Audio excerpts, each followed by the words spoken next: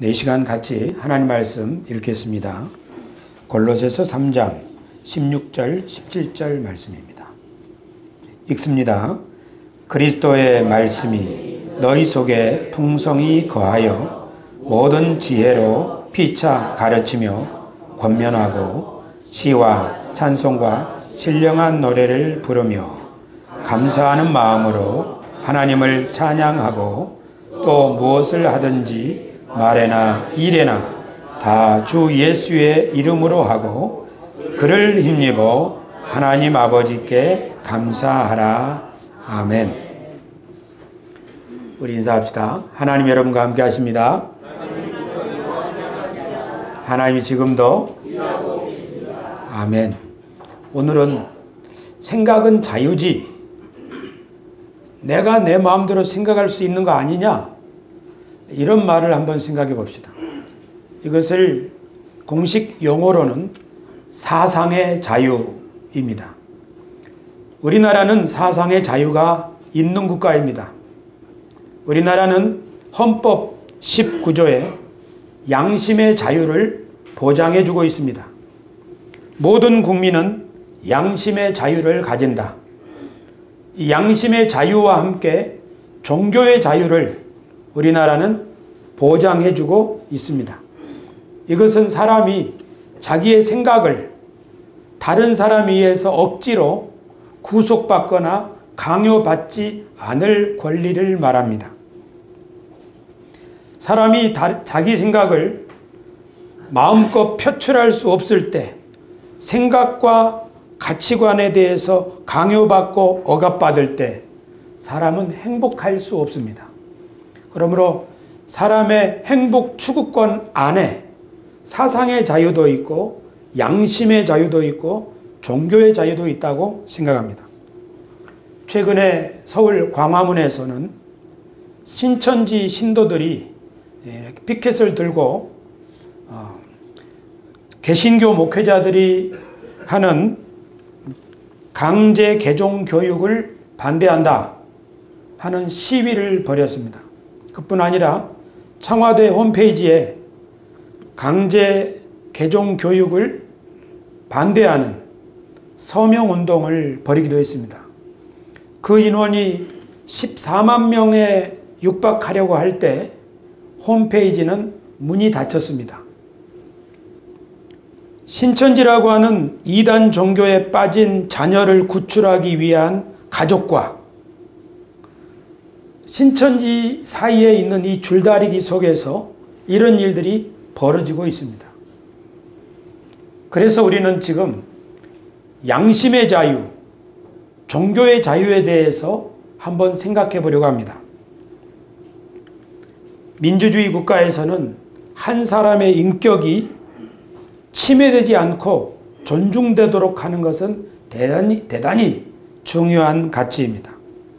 하지만 사상의 자유가 보장되는 사회 속에서 어떤 사람이 잘못된 종교나 잘못된 사상에 빠지게 되면 그 사람의 인생도 빼앗기게 되고 가정도 파탄되고 심지어 국가적으로도 위험에 처할 수 있습니다.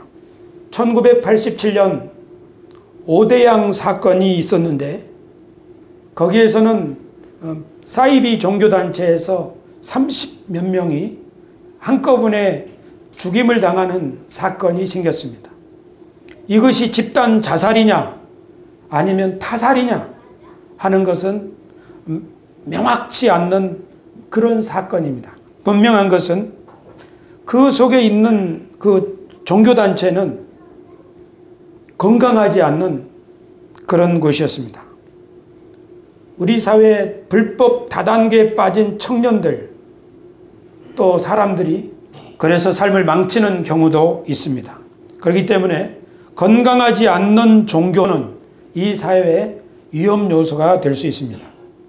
지금 우리나라는 헌법으로 사상의 자유와 종교의 자유를 보장해 주고 있습니다. 하지만 그 속에서 독보소처럼 건강하지 않는 종교가 솟아나고 있는 것도 사실입니다. 법으로 이것을 다 지킬 수가 없습니다. 불법을 행하는 종교단체에 대해서는 법으로 규제하고 처벌할 수 있지만 법으로만 다 그것을 건강한 길로 인도할 수는 없는 일입니다. 그렇기 때문에 건강한 교회의 역할이 중요합니다. 이 사회에, 우리나라에 건강한 교회가 필요한 이유입니다. 교회가 건강해져야 하는 이유입니다. 저희 집 베란다에 창문을 닫아두었더니 습기가 차서 곰팡이가 쓸었어요. 너무 보기 싫어서 제가 화장지를 바르고 락스를 스프레이로 해가지고 그 곰팡이들을 제거했습니다. 하지만 락스 스프레이로 곰팡이를 제거하는 동안에 그 안 좋은 냄새 너무 역겨웠습니다.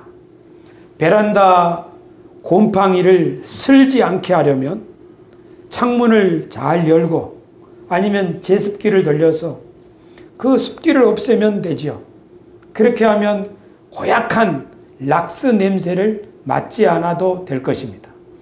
우리 사회에서 일어나는 이런 곰팡이 같은 잘못된 사상을 가진 종교단체들이 자라나지 않게 하려면 건강한 교회가 바른 가르침을 국민들에게 세상에 비춰줄 때 자연적으로 그런 불법적이고 거짓된 사이비 종교들은 퇴치되리라고 믿습니다. 그것은 법이 할 수 없는 일입니다. 왜냐하면 우리나라는 사상과 종교의 자유가 보장된 국가이기 때문입니다. 교우 여러분, 하지만 사상의 자유가 있다고 해서 그 가운데 사는 사람들이 사상적으로 자유로운 삶을 사는 것은 아닙니다. 사상의 자유는 다른 사람에 의해서 우리가 강제로 나의 생각이나 나의 가치관이나 나의 종교를 강제로 바꾸도록 그렇게 하는 것을 법으로 금하는 것을 말합니다. 하지만 어떤 사람이 잘못된 가르침인데 그걸 분별하지 못하고 잘못된 종교인데 그것을 구별하지 못하고 거기에 빠져버린다면 사상의 자유, 종교의 자유가 보장된 국가에서 그 사람은 사상적으로, 종교적으로 종유되어 있다고 우리는 말할 수 있습니다. 물론 마약이나 게임 중독에 빠진 사람도 결코 자유롭지 못한 사람입니다. 예수님이 말씀하시기를 죄를 범하는 자마다 죄의 종이니라 라고 하시면서 사상의 자유와는 별도로 자유를 잃어버린 사람들이 있다고 말씀하셨습니다. 지난 2013년 대한예수교 장로회 통합교단에서는 전능신교라고 하는 일명 동방번개라고 하는 단체를 이단 사이비로 규정한 바 있습니다. 이 단체는 중국에서 넘어온 이단 종파입니다. 우리나라에도 많은 사람들이 이 종파에 넘어갔다고 합니다. 저에게도 한 사람이 전화를 해서 우리 어머님이 동방번개 교회에 빠졌으니 우리 어머님을 좀 구출해 주십시오. 전화가 왔습니다. 그래서 제가 우리 교회로 오십시오. 제가 당신을 먼저 상담하고 당신의 어머님을 만나겠습니다. 그러나 그 남자분은 나타나지 않았습니다. 동방번개라고 하는 말도 안 되는 중국의 한 여자가 메시아라는 거죠. 그것이 우리나라에 퍼지고 있다는 사실은 한국 사회가 이단 사상에 대해서 얼마나 취약한가를 보여주고 있습니다. 이것은 국가나 정부가 책임이 있다고 하기보다는 이런 일들은 교회의 책임이 있습니다. 교회가 바른 가르침을 분명히 할 때 이 세상에는, 우리 한국 사회에는 불법적인 이단 사상이 발붙이기 어렵게 되리라고 믿습니다. 동의하시면 아멘 합시다. 우리나라에는 옛날의 교회는 앞동산에 또는 뒷동산에 예배당을 세우고 땡그랑 종소리를 울리면 사람들이 그리로 모여들고 청소년들은 거기에서 문학활동을 펼치고 동네 아이들은 그곳에서 뭔가를 배우는 그런 시절이 있었습니다. 또 우리 교회는 예배당을 잘 건축하고 그래서 지역 주민들과 함께 그 예배당에서 이 지역 사회를 위해서 포교 활동하는 것을 중요하게 생각하던 시절이 있었습니다. 나쁜 것은 아닙니다. 그것이 중요한 일이었기 때문에 우리는 그렇게 했습니다. 하지만 지금은 바른 교리와 기독교의 근본 정신을 명확하게 하는 것이 아주 중요한 시절이 되었습니다. 농경사회가 있습니다. 농사 짓던 시절입니다. 우리 최성수 집사님은 24절기를 다 꿰고 있습니다. 오늘이 입춘이라고 저희에게 가르쳐 줘요. 왜냐하면 시골에서 농사를 지을 때는 24절기가 중요했기 때문입니다. 우리 사회가 농경 사회의 시절이 있었습니다. 그러다가 산업화 사회로 바뀌어져서 열심히 뭔가를 만들어내는 제조업 사회가 된 적이 있습니다. 그리고 더 나아가서 서비스와 금융, 그리고 지금은 정보화 시대, 더 나아가서 4차 산업혁명, 이렇게 사회가 급변하고 있습니다. 그렇기 때문에 교회도 지금 이전과는 다른 패러다임 또는 가치, 이런 게 필요합니다. 이전에 하드웨어가 중요했다면 지금은 소프트웨어가 중요한 시절입니다. 그래서 지금은 사람들이 물질적으로 그리고 문화적으로 굉장히 풍요로운 시대에 살고 있습니다. 하지만 정신적으로 영적으로는 매우 빈곤한 시대에 살고 있습니다. 오늘날의 필요는 무엇입니까? 사람들이 무엇이 옳고 무엇이 그른가에 대한 건강한 분별력이 필요합니다. 삶의 목적을 이해하고 내가 살아가야 될 의미, 이런 것을 명확히 찾는 게 필요합니다. 자신의 정체성에 대한 흔들림 없는 확신, 이런 게 필요합니다. 지금은 온 인류가, 모든 나라들이 서로 힘을 합쳐야만 해결할 수 있는 문제들이 많아진 시대입니다. 통신이나 교통으로도 정말 세계는 한 마을처럼 느껴지는 그러한 시대입니다. 그렇기 때문에 한 교단이나 한 지역, 한 나라 안에 있는 그 가치관, 그 국한된 가치관으로는 이 세계의 문제를 해결해 나가기에 부족할 것입니다. 편협한 사고와 가치관으로는 오늘 이 시대 사람들과 소통하기 어려울 것입니다. 교우 여러분, 현재 대한민국에 일어나고 있는 이단의 발흥, 그것은 기성교회의 시대착오적인 사고, 편협한 교리, 그리고 새 시대를 선도해 나갈 수 있는 가치관의 부재 속에서 자라난 괴물이라고 저는 확신합니다. 이단과 거짓된 사상은 사람들을 사상적 노예로 붙들어서 바른 판단을 하지 못하게 하고 자기가 옳은 줄로 생각하지만 사실은 그릇된 교리에 빠져 있다는 사실을 인식하지 못하게 하고 있습니다. 그러므로 어떤 사람이 또 어떤 교회가 어떤 신도가 이단에 빠지지 않았다, 이단에 들어가지 않는다 하는 것을 안심으로 다행스럽게 생각할 일이 아닙니다. 왜냐하면 지금은 온 세상이 사회적 그물망으로 연결되어 있어서 이쪽에서 일어나는 일이 금방 이쪽에 전달되기 때문입니다. 그러므로 오늘날 중요한 것, 교회에 있어서 중요한 것은 교회와 성도들이 바른 분별력을 가진 사람으로 세워지는 것이라고 저는 생각합니다. 우리 교회가 성경 공부에 집중하는 이유가 여기 있습니다. 한국의 거의 모든 이단들은 종말론과 깊이 관련이 있습니다. 종말론이라고 하는 것은 언제 세상이 끝나는가, 세상 끝에는 무슨 일이 일어나는가 하는 그런 가르침입니다. 사람들이 이런 미혹에 넘어가는 이유는 구원에 대해서 잘 모르기 때문이고 성경에 대해서 잘 모르기 때문입니다.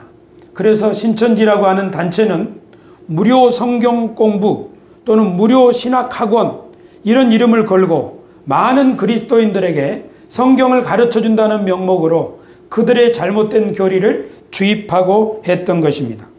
그러므로 교회가 성도들에게 바른 구원관, 바른 성경관, 바른 천국관, 이런 것을 명확하게 심어주지 못한다면 언제든지 이단 사상은 일어날 수 있습니다. 우리 교회들은 그동안에 교회에 꼭 필요한 그리스도인을 만들려고 하다 보니까 교회에 일어나는 모든 활동들이 예배 중심으로 세워졌습니다. 그리고 하나님의 말씀을 배우고 가르쳐 바른 분별력을 가진 그런 사람으로 만드는 일에 우리가 몹시 게을렀던 것을 우리 한국교회 전체적으로 인정해야 할 것입니다. 특별히 우리 새소망교회는 오랜 시간 동안 하나님의 말씀을 체계적으로 배우는 이 귀한 기회를 놓쳐버리고 말았습니다. 지난 3년 동안 우리가 하나님의 말씀을 부지런히 배우려고 낮이고 밤이고 애를 썼습니다.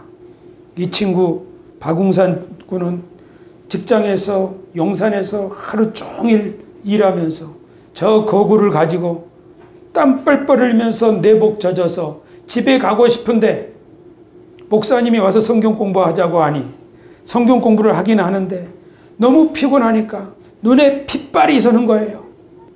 눈에 핏발이 서는 그 청년을 붙들고 공부하자고 할 때 얼마나 스트레스 받았겠습니까? 그러나 지난 3년 동안 이 친구를 괴롭히기 위해서가 아니라 이 친구를 복음의 장인으로 만들기 위하여 한 사람의 건강한 가장, 아버지로 만들기 위하여 교회의 든든한 일꾼으로 만들기 위하여 사회에서 기독교인의 바른 가치관을 가지고 살아갈 수 있는 사람으로 세우기 위하여 같이 씨름했던 것입니다. 교회가 구원에 대해서, 종말에 대해서, 하나님 나라에 대해서 바른 생각을 가지지 못하면 언제든지 다미 선교회 같은 이단이 또 일어날 수 있습니다. 1992년 대한민국에 하얀 옷을 입은 사람들이 예수님이 다시 오신다는 그 날짜를 정해놓고 그렇게 방송의 조명을 받으면서 온 나라를 떠들썩하게 하지 않았습니까? 그 이후로 교회에서 종말론에 대해서 가르치는 것은 금기시대에 왔던 것도 사실이고 그동안에 이단이 종말에 대해서 마음껏 가르칠 수 있었고 요한계시록을 가르쳐준다, 풀어준다 하면서 많은 그리스도인들을 이끌어갔던 것이 사실입니다. 그래서 오늘 우리는 종말론에 대해서 특히 휴거에 대해서 구원에 대해서 하나님 나라에 대해서 명확하게 정리할 필요가 있습니다. 이것은 이단에 빠지지 않기 위함도 있지만 이것이 우리 기독교의 신앙의 근본으로 우리를 안내하는 길이라고 믿기 때문입니다. 교우 여러분, 지난주에 여러분들은 소그룹 모임에서 구원에 대해서 배웠지요. 구원이란 무엇입니까? 누가 대답해 볼 수 있나요? 구원이란 이금숙 권사님 한번 일어나서 말씀해 주실 수 있나요? 한번 일어나 보십시오. 제가 질문을 드리겠습니다. 이금숙 권사님, 구원이란 무엇입니까? 하나님이 처음부터 계획하셨던 참 인간의 삶을 회복하고 살아가는 것입니다. 아멘. 우리 박수 한번 합시다.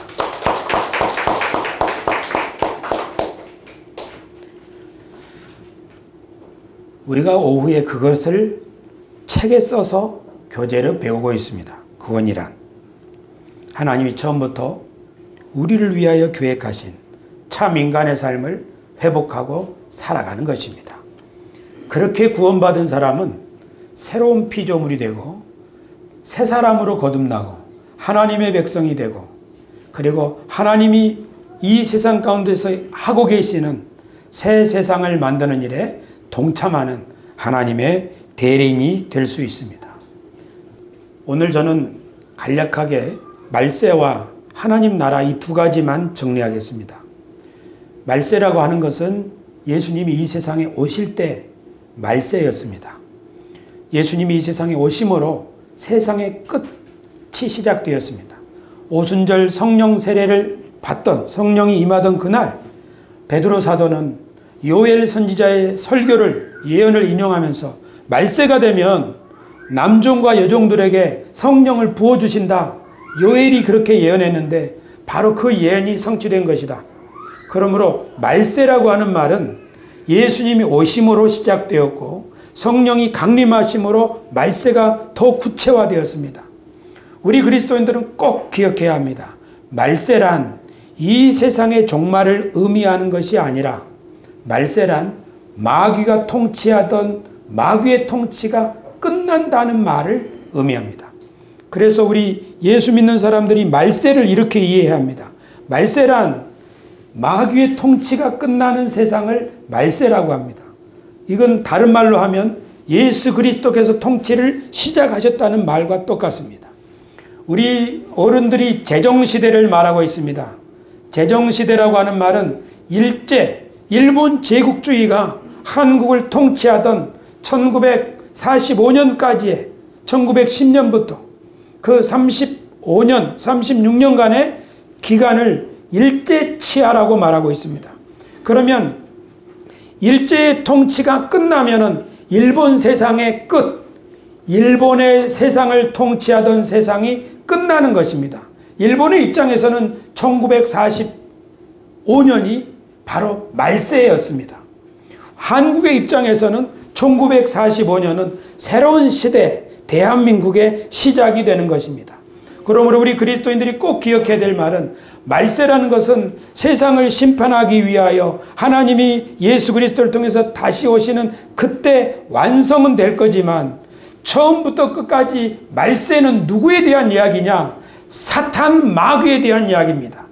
원자폭탄을 터뜨려서 2차 세계대전이 끝나고 그래서 일본은 1945년 5월 달에 국가 폐망의 날입니다. 패전의 날입니다. 하지만 1945년 그 해는 우리 나라와 연합국에 있어서는 패전의 날이 아니고 승전의 날입니다. 그러니까 말세란 말은 마귀에게 해당되는 말입니다. 마귀와 그의 통치가 예수님의 오심으로 끝을 보게 되었고 귀신이 너희 가운데서 쫓겨나는 것을 보거든 하나님의 나라가 이미 너희 가운데 시작되었다고 예수님이 선언한 것이 바로 그런 이유입니다. 예수님이 오심으로 말세는 시작되었습니다. 이 말은 사탄 마귀의 통치가 꺾어지기 시작했다는 말입니다. 그리고 주님이 다시 오시는 날 그 모든 악한 권세는 다 음부에 떨어질 것입니다. 우리 그리스도인들에게는 예수님이 오심으로 새로운 세상이 시작되었고 예수님과 함께 하나님 나라를 경험하고 하나님 나라를 세워가고 또 주님이 오심으로 그 하나님 나라가 완성된 것입니다. 그러므로 그리스도인에게 있어서 말세는 두려움의 날이 아니요 그리스도인에게 있어서 말세는 우리에게 있어서는 새로운 세상의 시작을 의미합니다. 이해되시면 아멘 합시다.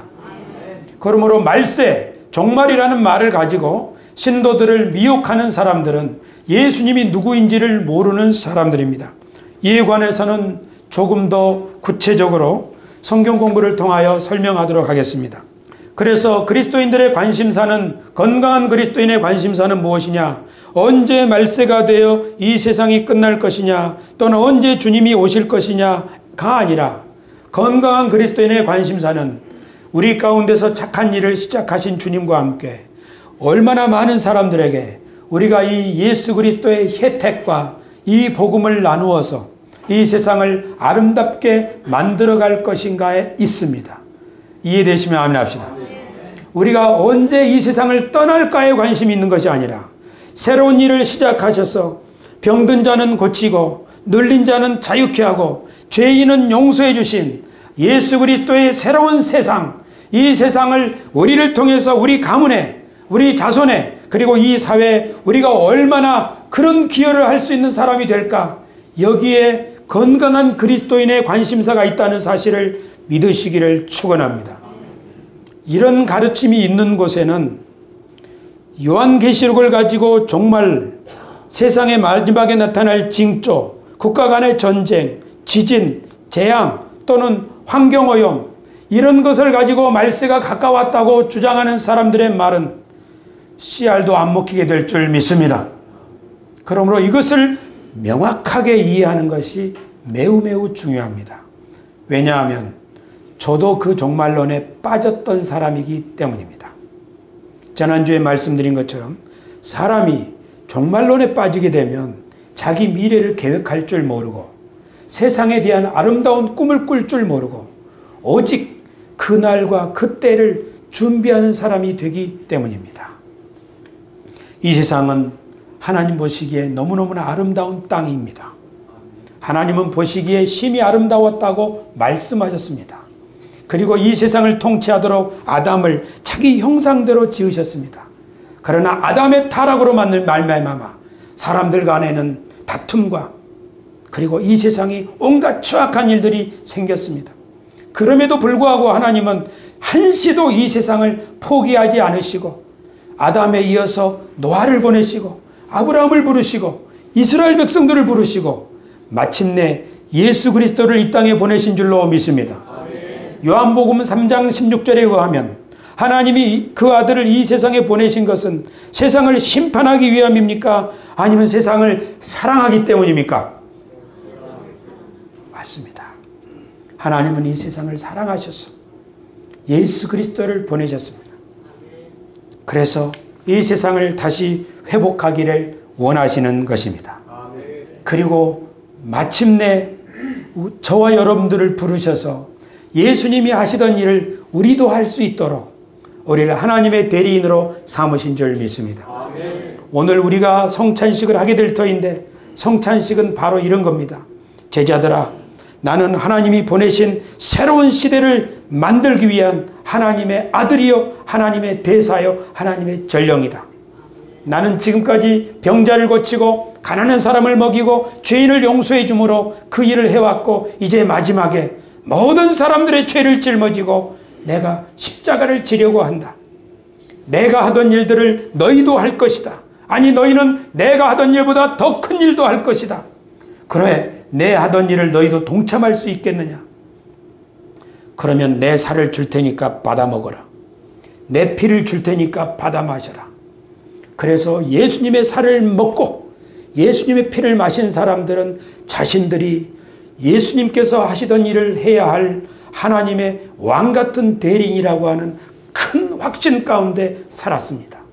그들은 비록 가난했지만 그들은 비록 소수였지만 하나님이 자신들에게 이 교회와 이 세상을 맡기셨다고 하는 막중한 책임감과 무한한 자부심으로 세상을 살았기 때문에 이 세상의 왕들이 군대가 그들을 억압할지라도 우리는 더 위대한 왕과 더 위대한 군대에 보호를 받고 위임을 받은 전령임을 확신했습니다. 이러한 믿음과 이러한 비전과 이러한 확신이 당시의 세계 최강의 로마를 점령할 수 있었다. 이것이 기독교 복음의 중요한 포인트입니다. 성찬식은 다만 내 죄를 용서해 주옵소서가 아니라 성찬식을 통하여 우리는 마침내 예수님과 함께 죽음에 동참하고 예수님과 함께 부활에 동참하며 예수님과 함께 하나님의 나라 새로운 세상을 참여하는 일에 쓰임받을 수 있는 사람이 되는 줄 믿습니다. 그렇게 믿음을 가지고 주의 이름을 부르는 사람들에게 예수님께서는 지금도 하나님 보좌 우편에서 너 혼자 그 일을 할 수 없으니 내가 너에게 아버지께 부탁하여 너를 돕는 자, 너에게 진리로 인도할 자 성령을 물같이 부어주노라. 주님이 여러분과 함께 하십니다. 주님이 우리와 함께 하십니다. 주님이 우리 속에서 일하고 계십니다. 이것을 잊지 말라고 예수님은 이 의식 성찬식을 제정하셨습니다. 교우 여러분, 그러므로 오늘 성찬식에 참여하는 사람들은 다 작은 예수요, 새 시대의 선구자요, 대리인이요, 하나님의 영광스러운 자녀들이 될 뿐 아니라 그 일에 참여할 수 있는 특권 또는 임무를 부여받은 사람이라는 사실을 믿으시기를 축원합니다. 지금부터 2000년 전에 예수님은 몇 명의 사람들을 불러 모았습니다. 그리고 그 사람들과 함께 새로운 세상을 꿈꾸었습니다. 그 세상은 가진 자와 없는 사람들이 서로 친구가 되고 많이 배운 자와 그리고 뱃사람도 서로 친구가 되는 그런 세상이었습니다. 그 세상은 남자와 여자의 차별이 없이 상호 존중하는 정신으로 살아가는 그 세상이었습니다. 그래서 예수님 주위에는 사람들이 각양각상의 사람들이 모여서 함께 먹고 함께 마시고 서로 도와주는 그런 공동체가 되었습니다. 원래 교회란 그런 곳이었습니다. 바울 사도도 골로새 교회에 편지하면서 교회란 바로 이런 곳이다. 피차 가르치며 서로 지혜로 권면하는 그런 것이다. 피차 가르친다는 말은 피차 배운다는 뜻도 됩니다. 오늘 우리가 오후에 하는 구루터기 모임은 피차 가르치고 피차 배우는 시간입니다. 그러면서 우리는 이 시대를 향한 하나님의 왕같은 제사장 또는 하나님의 신적 대리인으로서의 건강한 교회로 세워지고 세상에 나아가서는 온갖 습한 환경을 습기를 몰아내는 건강한 정신과 사상을 가진 그리스도인들이 되어서 새소망교회는 어두움의 빛을 발하는 교회가 될 줄로 믿습니다. 이 세상에 있는 우죽순처럼 자라나고 있는 온갖 이단 사상들을 한 칼에 떨쳐버리고 한 방에 몰아낼 수 있는 강력한 교회가 될 줄로 믿습니다. 그러니 이러한 시대적 사명을 가지고 진정으로 대한민국을 위하는 교회, 정치와 법률이 할 수 없는 일, 교육과 문화가 할 수 없는 일, 그것을 바로 하나님의 백성들인 교회가 한다는 사실을 믿으시고 오늘 우리가 배우는 이 작은 성경 공부, 우리가 모이는 이 작은 소그룹 모임, 그것을 통하여 하나님이 일하신다는 사실을 믿으시기를 축원합니다. 하나님이 여러분과 함께 하십니다. 하나님이 지금도 이 일을 위해서 예수님은 기꺼이 십자가를 지셨고 이 위대한 사명을 위해서 바울은 죽어도 좋다 하셨고 그리고 우리가 이 비전과 이 확신과 이 꿈이 이루어지는 날 그리고 우리 자녀와 손자들이 이렇게 아름다운 세상을 살아갈 수 있도록 한다면 내가 그 일을 위해서 내 목숨을 바쳐도 나는 좋다. 이것이 바로 새 시대를 위한 구루터기 교회, 새소망 교회 목사와 성도들의 가슴 속에 있는 하나님의 소원입니다.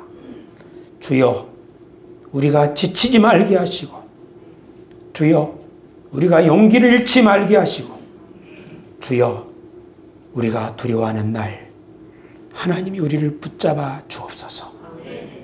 기도하겠습니다. 존귀하신 아버지, 예수님께서 온 세상을 위한 모든 사람을 용서하기 위하여 피를 흘리시고 십자가를 지시기 전날 이것은 내 몸이니 받아 먹으라. 이것은 많은 사람을 위하여 흘리는 내 피, 곧 언약의 피다. 주님이 제정하신 성찬에 저희들 동참하기를 원합니다. 그리고 주님이 하시던 일에 저희들 감히 나서기를 원합니다. 저희들 홀로 할 수 없사오니 주님이 우리 안에 들어오셔서 이 일을 할 수 있도록 도와주시옵소서. 주님이 이 시간 성찬에 임하는 우리 각 사람에게 성령으로 임재하여 주셔서 우리가 정직과 진실과 우정과 그리고 화평 가운데 살아가며 하나님의 진리 가운데 행할 수 있는 용기를 가질 수 있게 도와주시옵소서. 우리가 서로서로에게 배우며 마음을 열고 서로서로 그 새로운 세상을 함께 이루어갈 수 있는 우리들이 되게 하여 주시옵소서. 예수님의 이름으로 기도드리옵나이다. 아멘.